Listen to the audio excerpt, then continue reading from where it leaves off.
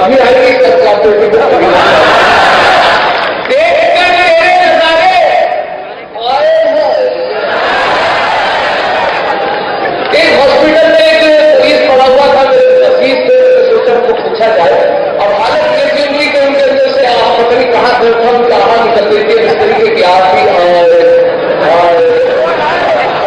निकल रही थी कहाँ का बदला के खूबसूरत तरह से उनके सामने से निकली तो उनकी क्यों बदल के एकदम हो गए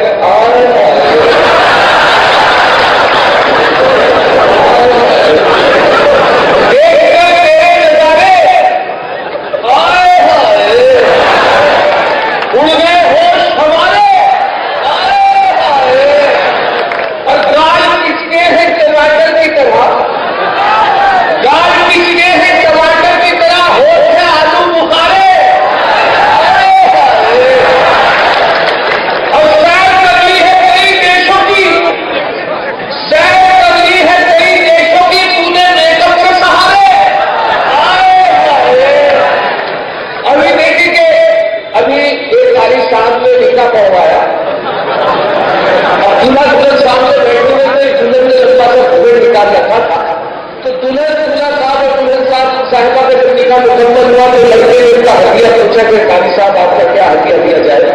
उन्होंने कहा कि आपने अपनी बीवी को तो देखा होगा, जितनी भी उसकी खूबसूरत है उसके हिसाब से आप पैसे देते हैं। जब अपनी काजी साहब